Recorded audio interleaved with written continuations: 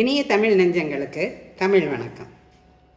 திருக்குறள் அதிகாரம் 5 இல்வாழ்க்கை. குறள் 1. இல்வாழ்வான் என்பான் இயல்புடைய மூவர்க்கும் நல்லாற்றின் நின்ற துணை.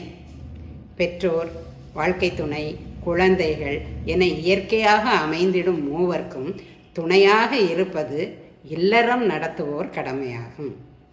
இல்வாழ்வான் என்பான் இயல்புடைய மூவர்க்கும் நல்லாற்றின் நின்ற துணை. He will be called a true family man who helps parents, children and relatives. இல்வாழ்வான் என்பான் இயல்புடைய மூவர்க்கும் நல்லாற்றின் நின்ற துணை. நன்றி.